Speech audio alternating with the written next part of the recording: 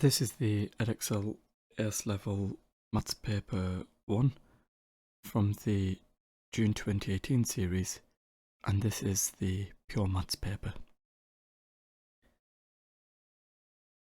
Question number 1, we have to find the integral of 2/3 x cubed subtract 6 times the square root of x plus 1 with respect to x, giving our answer in its simplest form. Let's rewrite this as the integral of 2/3 x cubed subtract 6x to the power of 1/2 plus 1 with respect to x. I've rewritten the square root of x as x to the power of 1/2. And so when we integrate,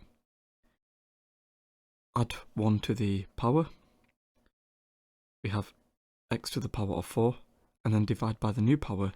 2/3 divided by 4 is 1/6. And then, same thing here, add 1 to the power. We have x to the power of 3 over 2, and then divide by the new power. -6 divided by 3 over 2 is -4. And then, integrating the 1, we end up with x, and then we add on a constant of integration, c. Question number 2, for the first part, we have to show that x squared subtract 8x plus 17 is greater than 0 for all real values of x. For the first part, let's begin with x squared subtract 8x plus 17. And what this is equivalent to, if we complete the square, is x subtract 4 all squared subtract the square of 4 plus the 17. And so we end up with x subtract 4 all squared subtract 16 plus 17, which is the same as adding 1. Now, at this point, we can see then that as x subtract 4 all squared is greater or equal to 0, and also the 1 is greater than 0, it follows that x subtract 4 all squared plus 1 will be greater than 0. And because of that, we can conclude that x squared subtract 8x plus 17 is greater than 0. And that's exactly what we wanted to show. And now for the next part of the question, if I add 3 to a number and square the sum, the result is greater than the square of the original number. We have to state, giving a reason, if the above statement is always true, sometimes true, or never true. Well, let's try different cases.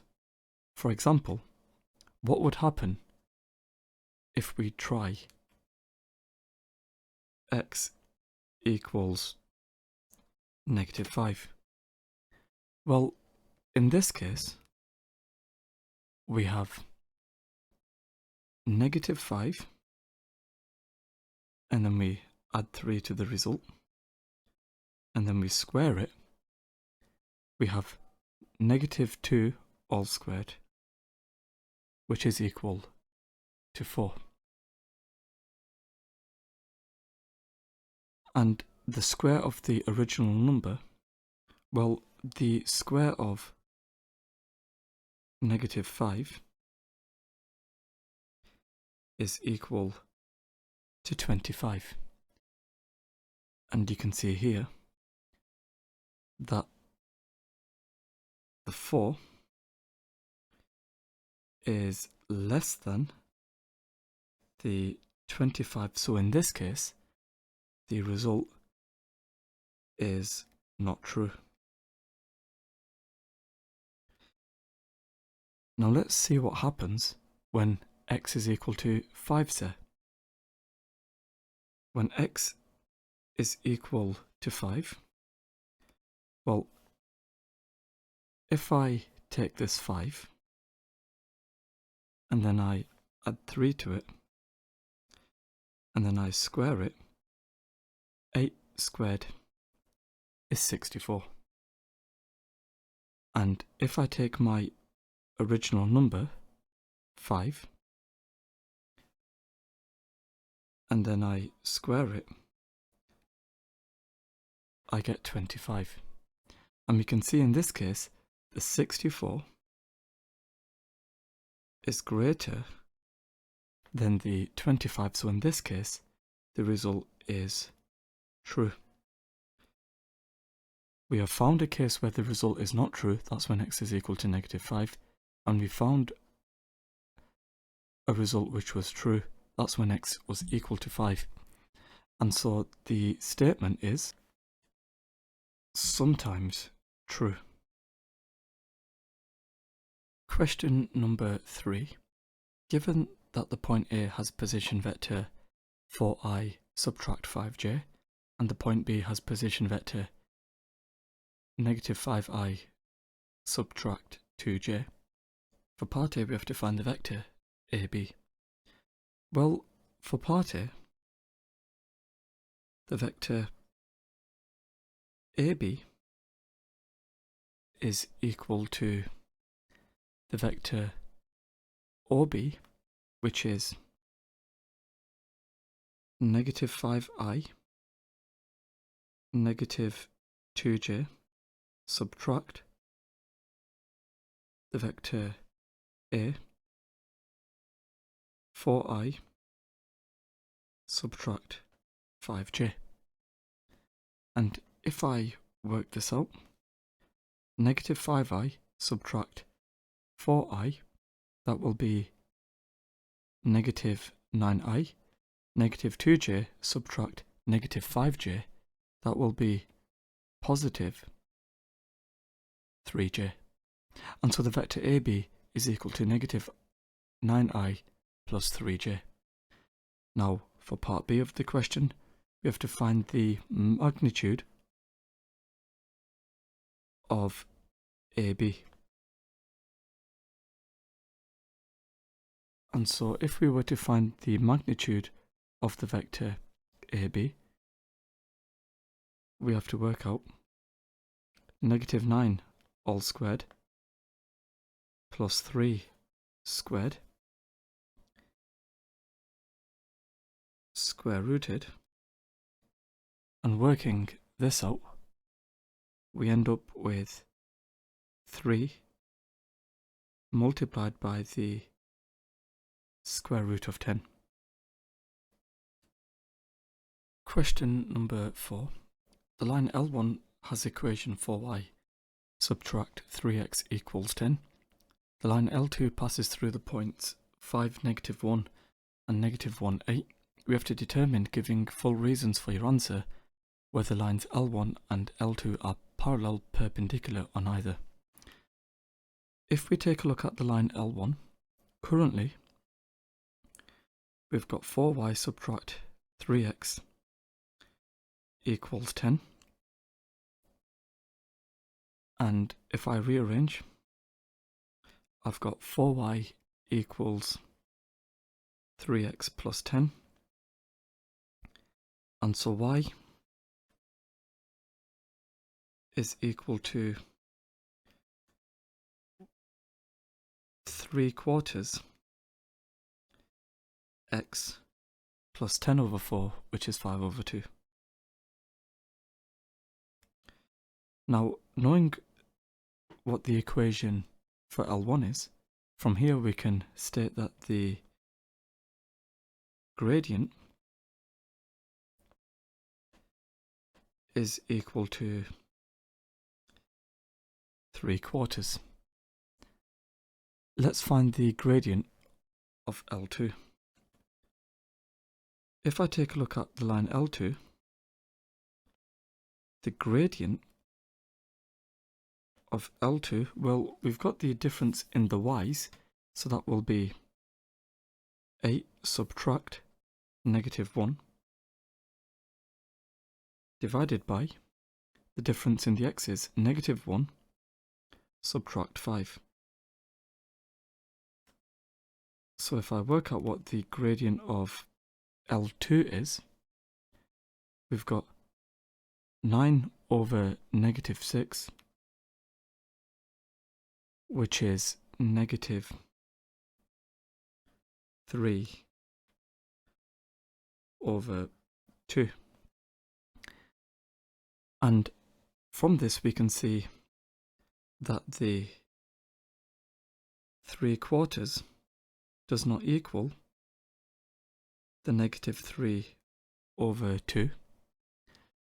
And so from this we can conclude that they are not parallel. Now if I multiply the gradients together and if I get -1, that means that they are perpendicular. So let's try that. So if I work out 3/4 multiplied by -3 over 2, I would get -9 over 8. And because this does not equal -1, we can conclude that they are not perpendicular. So because they are not parallel and they are not perpendicular, we conclude that they are neither.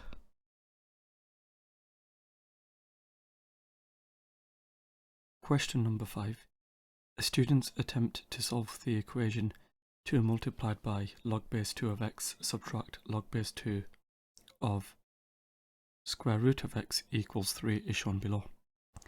The first thing they did was they used the subtraction law, and then they simplified, and then they used the power law, and then they used the definition of a log to find x. Now there's 2 mistakes made, and we have to identify those 2 mistakes. Well, for part A, the first mistake is on line 2. They cannot use the subtraction law of logs without dealing with the 2 first. They would have to use the power law first instead, and then use the subtraction law. The next mistake, on line 5, they undo the logs incorrectly. It should be x equals 2 to the power of 3, which is 8. And now for part B, we have to write out the correct solution. So, for part B of the question, we begin with 2 multiplied by log base 2 of x, subtract log base 2 of, now here, the square root of x is the same as x to the power of 1/2. And this is equal to 3. And now if we deal with the 2 first, we've got log base 2 of x squared subtract log base 2 of x to the power of 1/2 equals 3. We can now use the subtraction law of logs.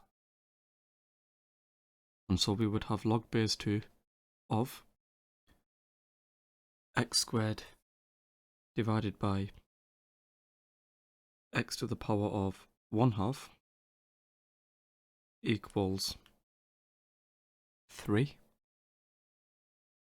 And now if we subtract the powers,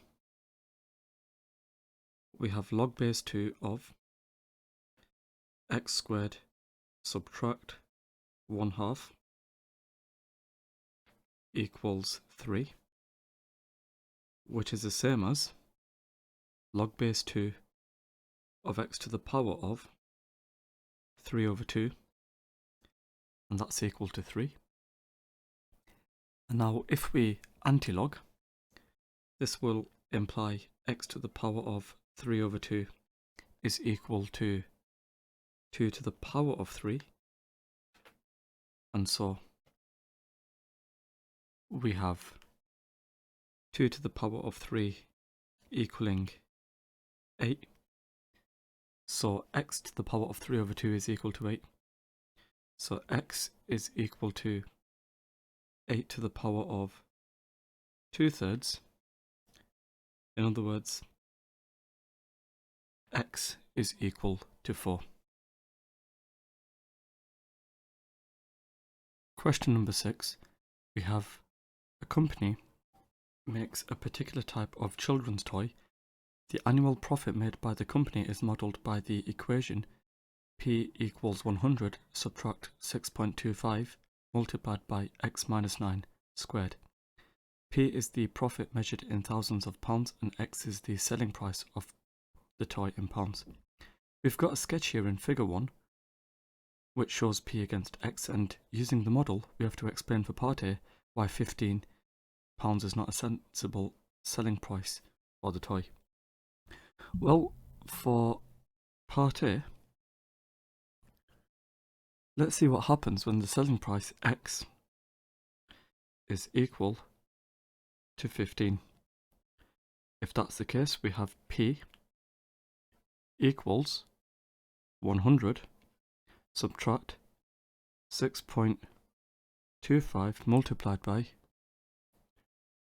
15 minus 9 all squared. So we've got 100 minus 6.25 multiplied by 15 minus 9 all squared. And it turns out we get minus 125. And so, therefore we make a loss of £125,000 when selling price is £15. And now, given that the company made an annual profit of more than £80,000, we have to find, according to the model, the least possible selling price of the toy. So, for part B of the question, we are looking for what happens when P is greater than 80, and so we have 100 subtract 6.25 multiplied by x minus 9 all squared being greater than 80. And so we have 20 is greater than 6.25 multiplied by x minus 9 all squared. And if I rearrange, that will imply that x minus 9 all squared, and if I work out 20 divided by 6.25, I get 3.2. So this implies x minus 9 is less than 3.2. And if I expand the brackets, I've got x squared subtract 18x plus 81 is less than 3.2. X squared subtract 18x plus 77.8 is less than 0. And if I attempt to solve, we can use our calculator. So if we go to the inequality submenu, we have the following. So it turns out, as a decimal, the values of x will be in between 7.21 and 10.79. What can we conclude from this?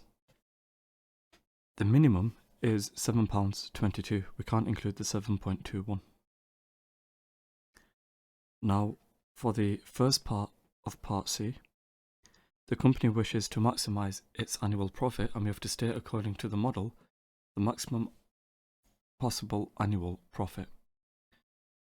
Well, if we go back to our graph, we can see from the graph that our maximum point is given by 9, 100. And so what we'd say from here then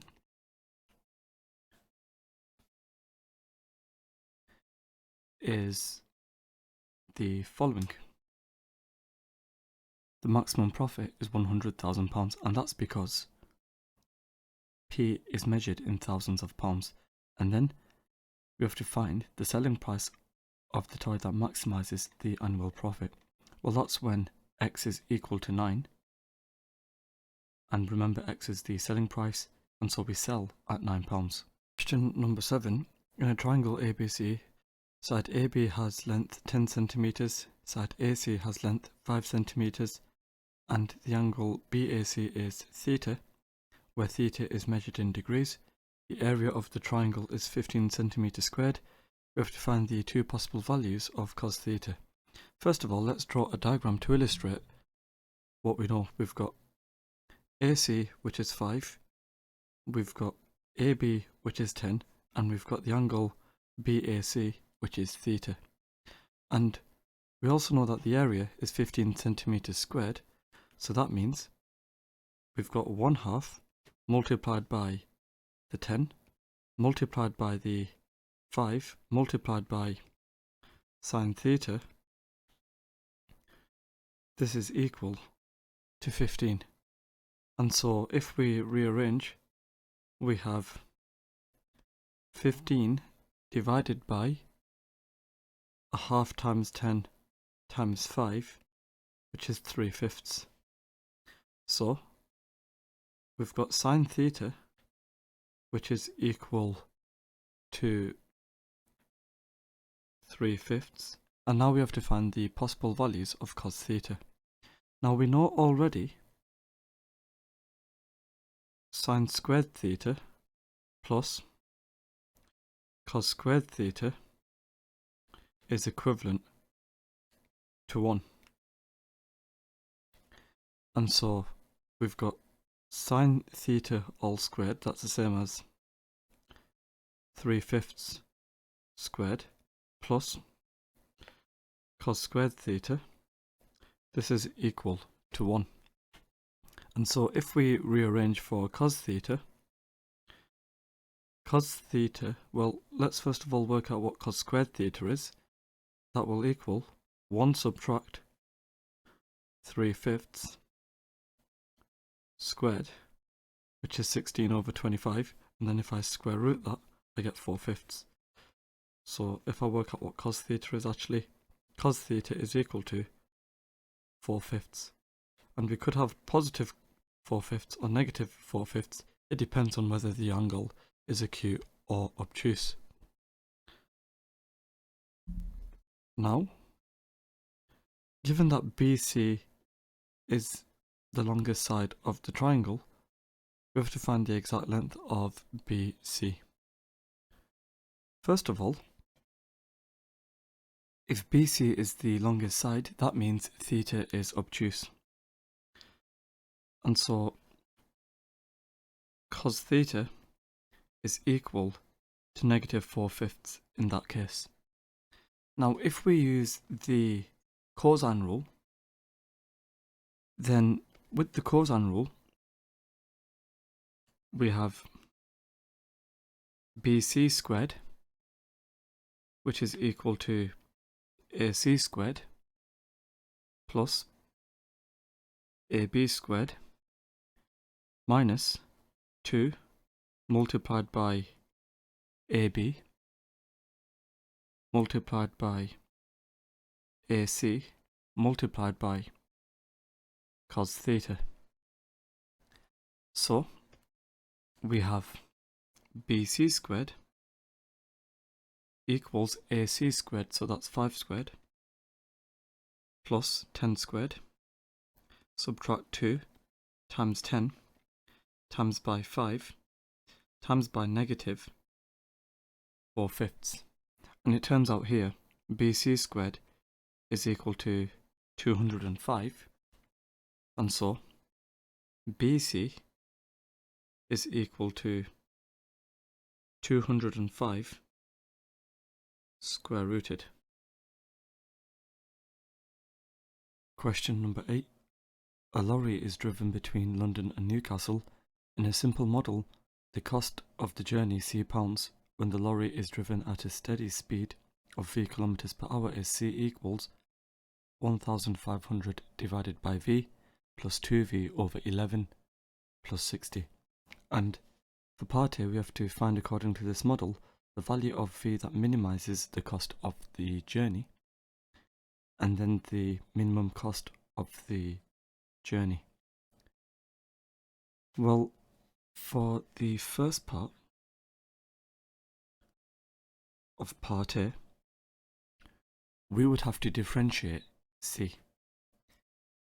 And so if we find dc divided by dv, this is equal to minus 1500 divided by v squared plus 2 over 11. And because we need to find the value of v that minimizes the cost of the journey, we need to set dc over dv equal to 0. And so if we do that, we've got minus 1500 divided by v squared plus 2 over 11 equals 0.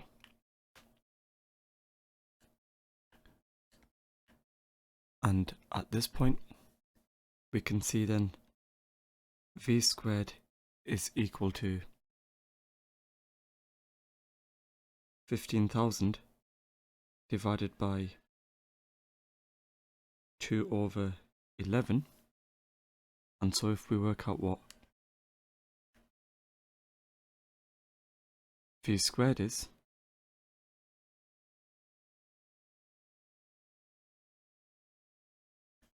we end up with 8,250. And so therefore, the value of v we require is the square root of this, which is 90.8. And that's given to 3 significant figures.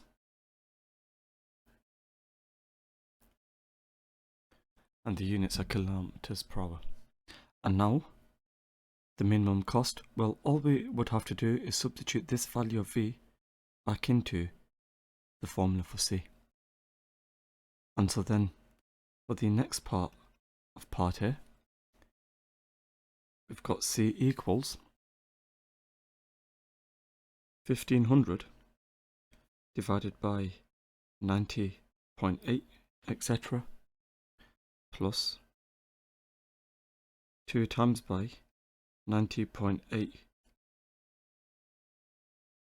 etc., divided by 11 plus 60. And so therefore, the cost then, we've got 1500 divided by this, plus 2 over 11 times this, plus 60. We get 90.03, etc. And so to 2 decimal places, we can conclude then is 90.03 pounds. And now for the next part, we have to prove that d squared c over dv squared, by using d squared c over dv squared, that the cost is minimized at the speed found in the first part of part A. Well, if I differentiate the first derivative, we can find out what d squared c over dv squared is, and that's equal to 3000 divided by v cubed. And so when v equals 90.8, etc., d squared c over dv squared we have 3000 divided by 90.8 etc. cubed.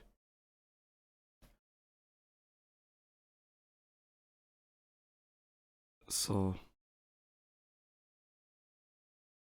using this value, we've got 3000 divided by this cubed, and so we have 4.003 etc. times 10 to the minus 3, and because this value here is greater than 0, we can therefore conclude we have a minimum. Now we have to state one limitation of this model. Well, it would be impossible to drive at this speed for the whole journey. Question number 9. G of x is equal to 4x cubed minus 12x squared minus 15x plus 50. And for part A we have to use the factor theorem to show that x plus 2 is a factor of g of x. Well, for part A, if we were to use the factor theorem, then we've got g of minus 2, which we need to work out, and if we get 0 over here, that means x plus 2 is a factor of g of x. And substituting x equals minus 2 into g of x, we have 4 multiplied by minus 2 cubed, minus 12 times by minus 2 squared, minus 15 times minus 2 plus 50. This is equal to 0. And because g of minus 2 is equal to 0, we can conclude that x plus 2 is a factor of g of x. And now for part B of the question, ensure that g of x can be written in the form g of x equals x plus 2 multiplied by ax plus b all squared, where a, b are integers to be found. Well, for part B, we have x plus 2, a linear factor, multiplied by a quadratic factor ax squared plus bx plus c. This is all equivalent to 4x cubed minus 12 x squared minus 15x plus 50. And we need to find out what a, b and c are, and we can do this by comparing coefficients. So if I take a look at the x cubes, then on the left, what multiplies to give an x cubed, we've got the x times by ax squared, which is the same as 4x cubed. So in terms of the coefficients,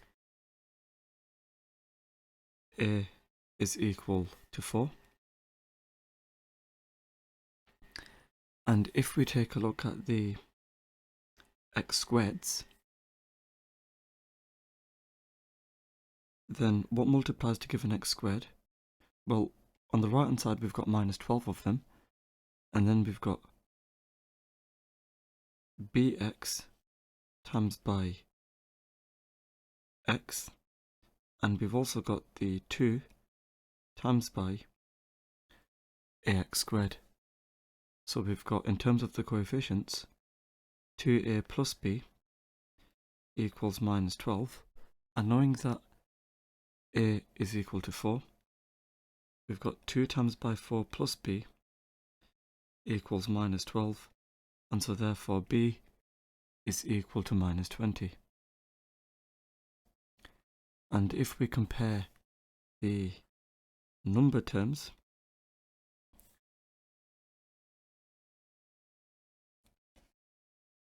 then we've got the minus 2 times by the c, which gives the 50. So we've got 2c equals 50, from which we can conclude c is equal to 25. And so therefore,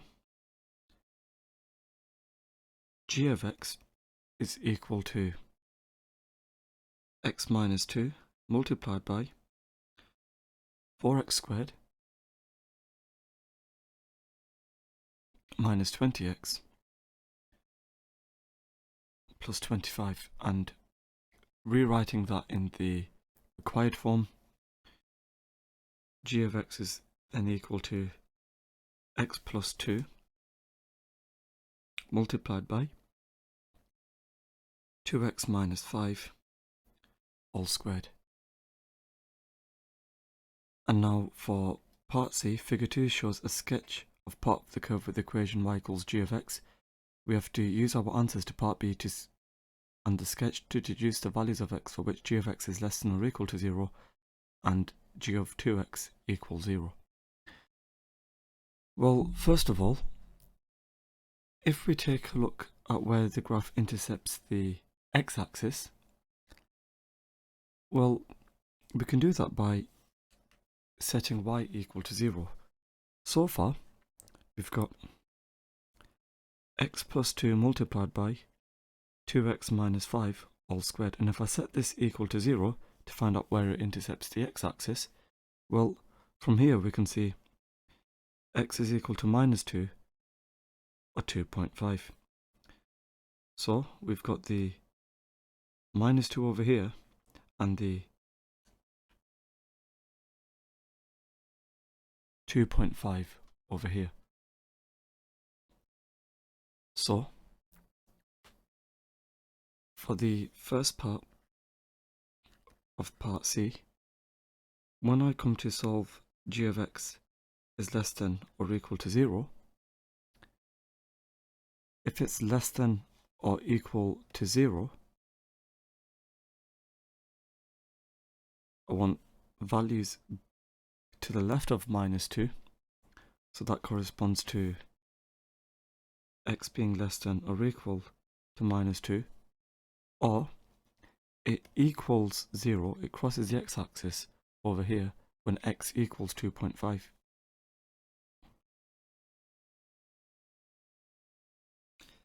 And then for the next part, g of 2x equals 0. Well, going from g of x to g of 2x,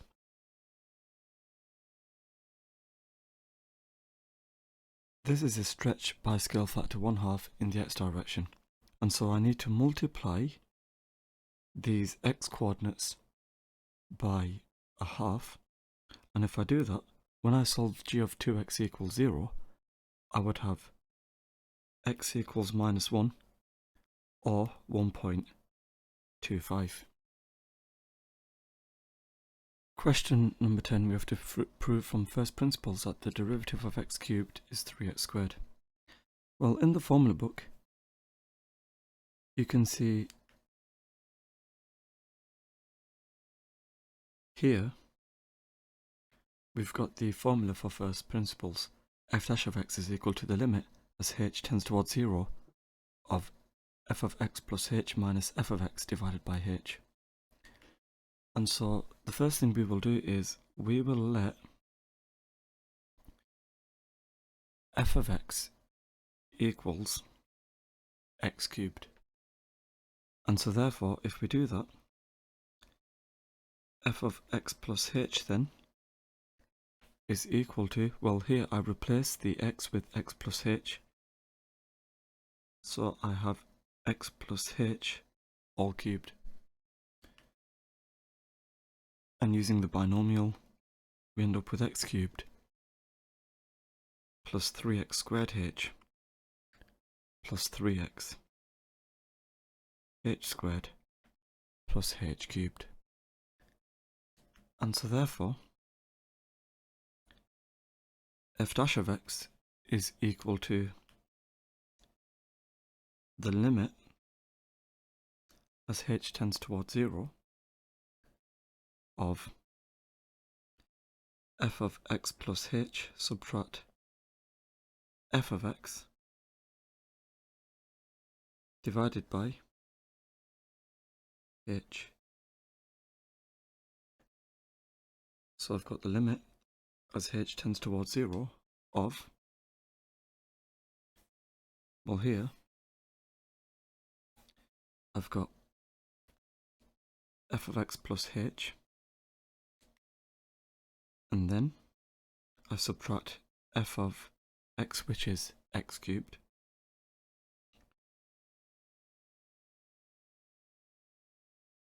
and then I divide by h.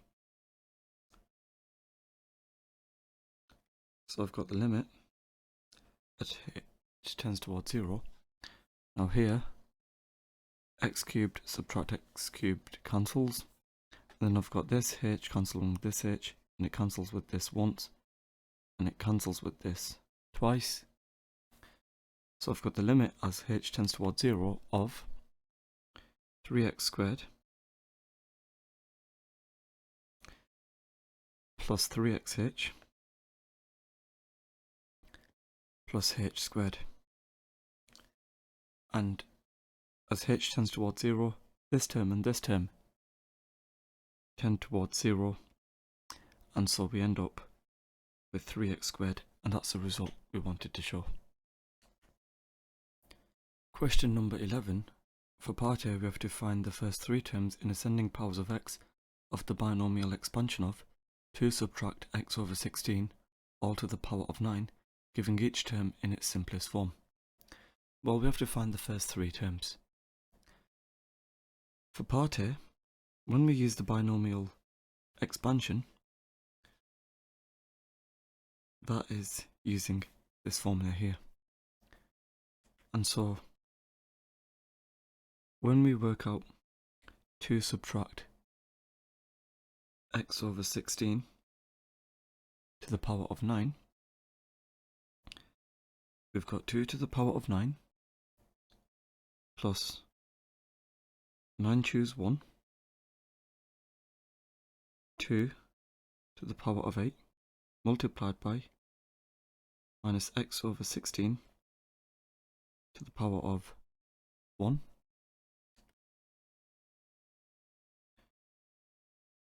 And then for the next term, we've got 9 choose 2, 2 to the power of 7 minus x over 16 to the power of 2, and then we've got higher order terms. So I've got 2 to the power of 9, which is 512. And then for the next term, I've got 9 choose 1 multiplied by 2 to the power of 8 multiplied by minus 1 over 16 to the power of 1. So I get minus 144x. And then for the next term, I've got 9 choose 2, 2 to the power of 7 multiplied by minus 1 over 16 to the power of 2. So I end up with positive 18 x squared. And then I've got higher order terms. Now for part B, given that we're given that f of x is equal to a plus bx multiplied by 2 minus x over 16 to the 9, where a and b are constants, and given that the first two terms in ascending powers of x in the series expansion of f of x are 128 and 36x, we have to find the value of a and the value of b. Well, for part B of the question, we've got f of x, which is equal to a plus bx multiplied by 2 minus x over 16 to the 9. And we already know what 2 minus x over 16 to the 9 is. We've worked out the first couple of terms already. We've got a plus bx multiplied by what's over here. And so if I compare the number terms, then comparing the number terms, I've got a times by 512, and that's going to equal the 128. So I've got 512a equals 128, and so therefore a equals 1/4. And if I compare the x terms,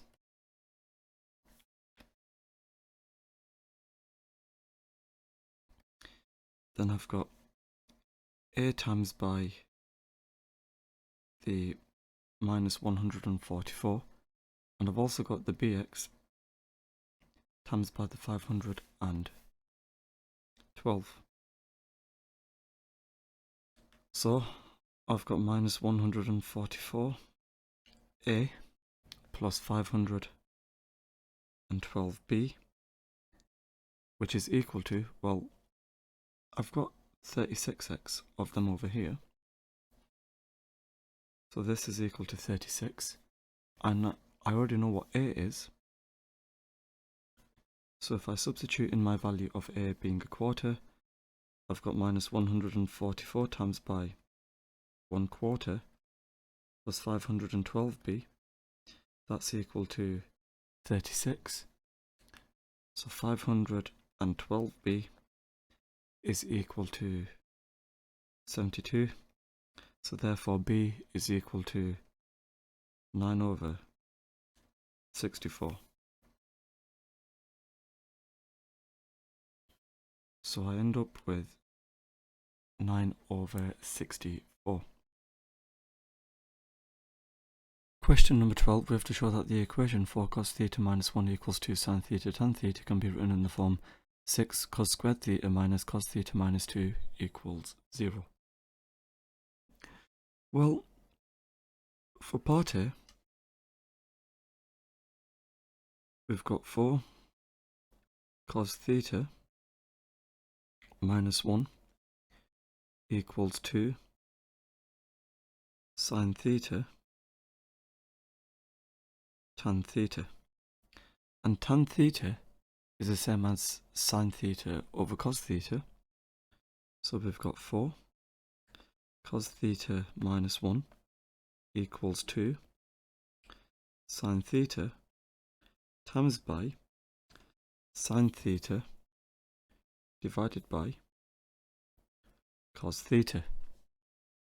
And if I multiply through by cos theta, we've got cos theta multiplied by 4 cos theta minus 1, and that's equal to 2 sin squared theta. Sin theta times sin theta is sin squared theta. And if I expand the brackets on the left, I've got 4 cos squared theta minus 4 cos theta, and that's equal to 2 sin squared theta. And if I replace the sin squared with 1 minus cos squared, then I've got 4 cos squared theta minus 4 cos theta, which is equal to 2 multiplied by 1 minus cos squared theta. And if I expand, I've got 4 cos squared theta minus 4 cos theta, which is equal to 2 minus 2 cos squared theta. And if I take everything over to one side, we can therefore conclude we've got 6 cos squared theta minus cos theta minus 2 equals 0. And then for part B of the question, we have to hence solve for x being in between 0 and 90 degrees the equation 4 cos 3x minus 1 equals 2 sine 3x tan 3x, giving our answers to one decimal place. Now, if I write that equation out, I've got 4 cos 3x minus 1 equals 2 sine 3x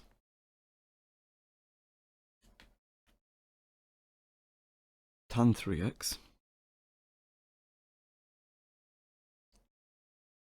and I need to solve this in between 0 and 90 degrees. Now the first thing I need to do is change the domain. So by changing the domain, we've got a 0 less than or equal to 3x being less than 270. And using this result from part A but replacing theta with 3x, we will be solving the equation 6 cos squared 3x minus cos 3x minus 2 equals 0. And if I attempt to factorize, I've got 3 cos 3x minus 2 multiplied by 2 cos 3x plus 1. And this is equal to 0. So either cos 3x is equal to 2/3 or cos 3x is equal to minus 1/2. And if I attempt to solve for 3x, 3x is equal to, well, I need to solve between 0 and 270. So if I do the inverse cosine of 2/3, I get 48.18, etc.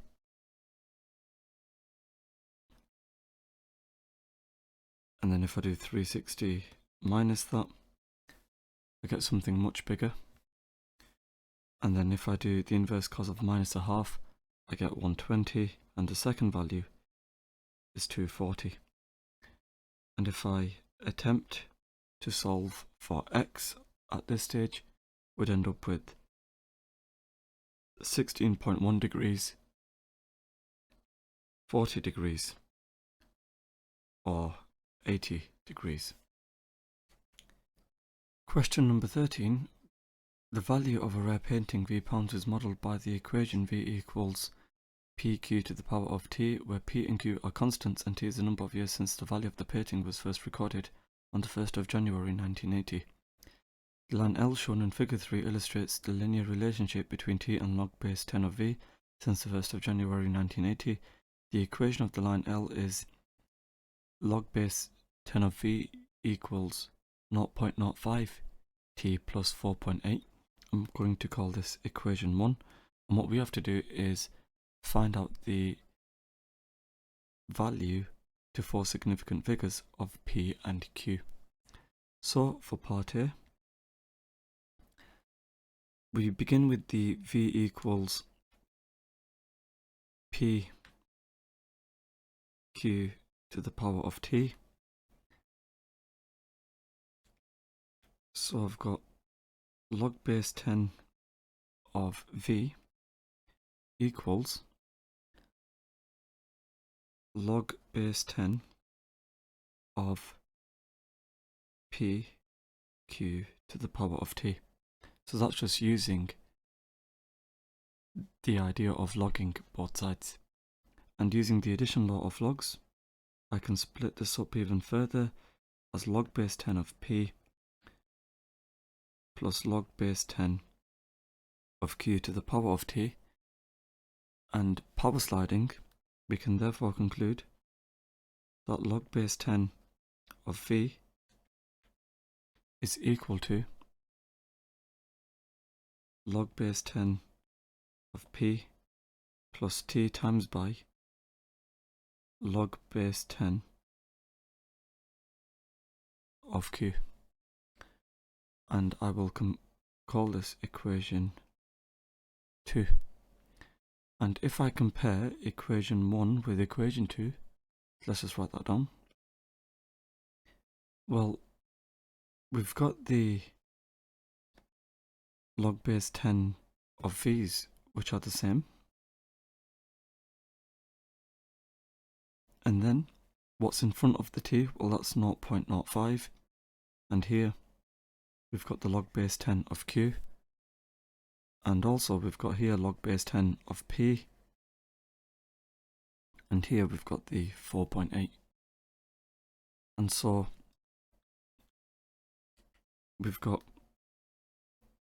log base 10 of p equals 4.8.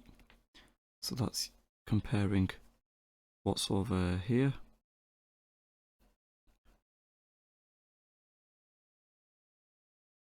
and so we've got p equals 10 to the power of 4.8. And if I work out what this is, I've got 10 to the power of 4.8, which is 63100, and that's 2 for significant figures. And if I compare the log base 10 of q with the 0.05, then we have over here log base 10 of q equals 0.05.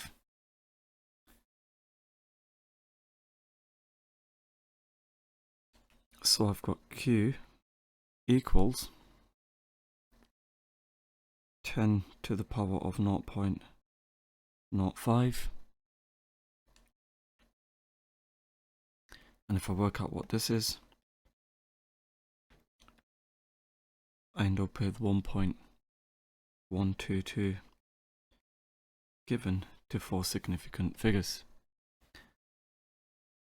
And so v is equal to 10 to the power of 4.8 multiplied by 10 to the power of 0.05 to the power of t.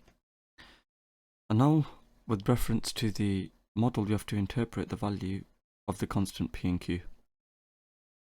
Well, p is the value of the painting on the 1st of January 1980, and q is the proportional increase in value each year. Now for part C, we have to find the value of the painting as predicted by the model on the 1st of January 2010, giving an answer to the nearest £100,000. Well, from 1980 to 2010, that's 30 years.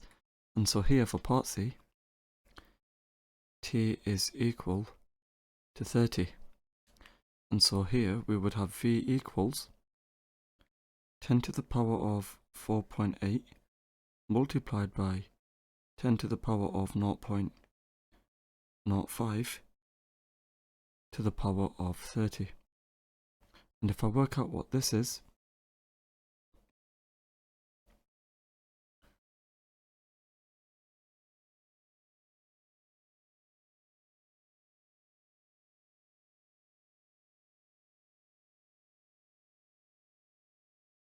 we end up with a value of 1995262.315.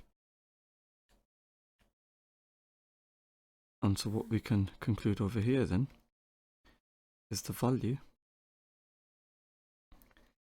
is to the nearest 100,000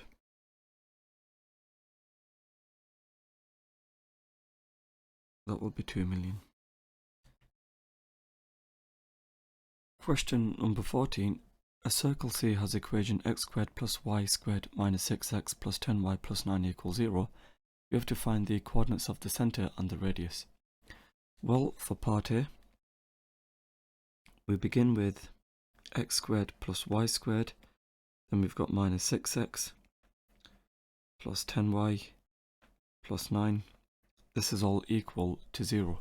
And For us to find the coordinates of the centre and the radius, we would have to write this in complete the square form. So if I do that, I've got x minus 3 all squared plus y plus 5 all squared. Then we subtract the square of 3, we subtract the square of 5, then I add 9, this is equal to 0, so I've got x minus 3 all squared plus y plus 5 squared, this is equal to 25, so the equation is given by x minus 3 all squared plus y plus 5 squared, and this is equal to 5 squared. And so therefore the radius over here is equal to 5, and the centre will be given by 3 minus 5. Now for part B of the question, the line with the equation y equals kx, where k is a constant, cuts C at two distinct points. We have to find the range of values for k. Well, there's a couple of ways we can do this. If I call this equation 2 and this equation 1, I can substitute in equation 2 into equation 1. So if I substitute in equation 2 into equation 1, we've got x squared plus kx squared minus 6x plus 10 lots of kx plus 9 equals 0.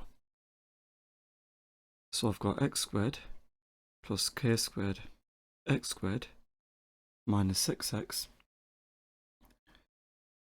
plus 10 kx plus 9 equals 0. And so I've got 1 plus k squared x squared plus 10k minus 6 x plus 9 equals 0. Now, if it cuts at two distinct points, that will imply that the discriminant b squared minus 4ac is greater than 0. And so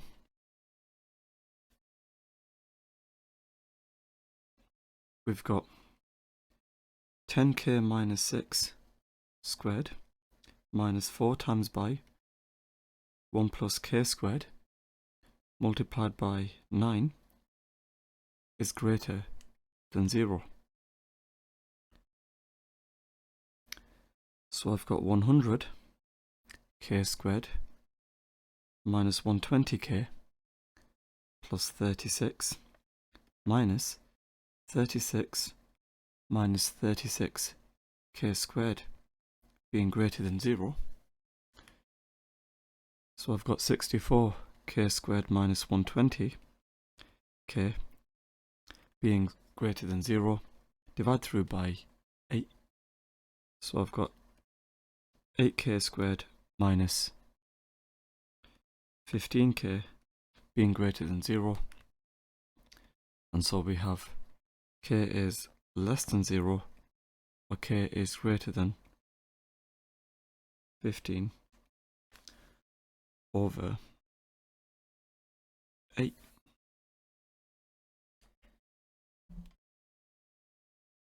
Question number 15. We've got figure 4, which shows a sketch of part of the curve C with equation y equals 32 over x squared plus 3x minus 8, where x is greater than 0. We've got the point P, which has coordinates 4, 6, which lies on C, and the line L is the normal to C at the point P. The region R shown shaded in figure 4 is bounded by the line L, the curve C, the line with equation x equals 2 and the x-axis. We have to show that the area of R is 46. Well, first of all, we've got stuff involving normals. So let's first of all differentiate the curve to find the gradient of the normal. So dy over dx, that will equal minus 64 over x cubed plus 3. And so when x is equal to 4, dy over dx is equal to minus 64 over 4 cubed plus 3, and it turns out here we get 2, and this 2 over here would represent the gradient of the tangent at P, and so therefore the gradient of the normal is the negative reciprocal of 2, which is minus 1/2.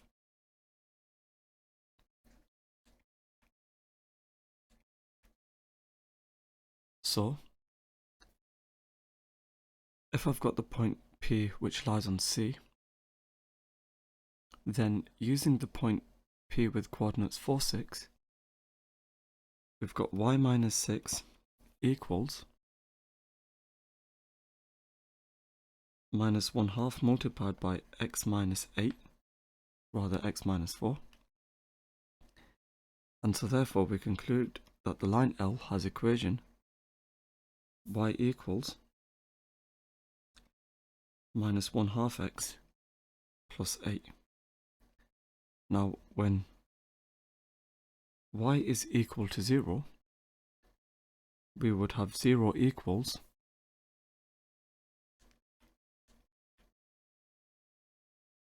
minus 1/2 x plus 8, and therefore x is equal to 16. So when I worked this out, I found out the coordinates of where L intersects the x-axis. That's at 16, 0. And whilst we're here, let's add on the point P for 6. Now I need to find out the area, and I need to do this by integration. Well, what we can do is split this area up into 2 parts. We can split this area by, well, if I draw a line down here, then I've got 2 sections.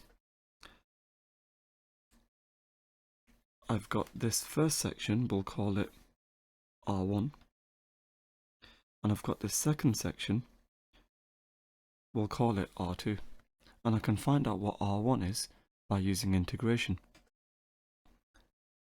So the area of R1 is given by the integral of, well, what am I integrating between? I'm integrating between 2 and 4. So I'm integrating between 2 and 4, 32 over x squared plus 3x plus 8 with respect to x. So if I integrate, what will I end up with? Well, what I'd end up with is minus 32 divided by x plus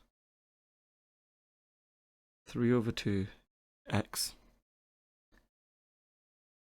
squared minus 8x, and I need to evaluate this between 2 and 4. So let's work this out. For my upper limit, I've got minus 32 over 4 plus 3 over 2 times by 4 squared minus 8 times by 4.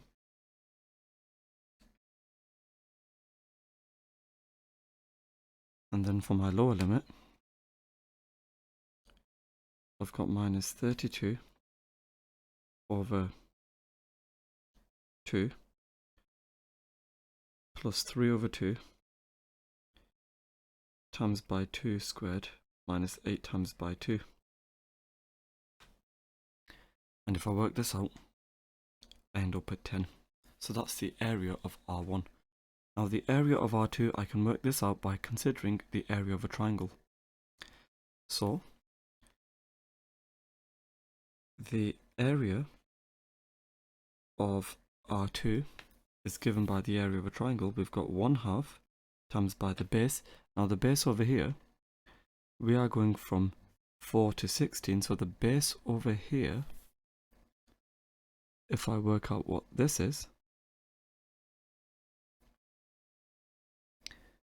we've got 12 and we've got a height of 6.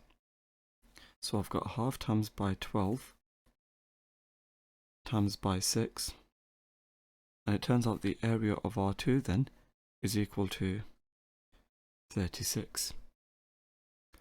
And so therefore the area of R is equal to 10 plus the 36, which is equal to 46 units squared.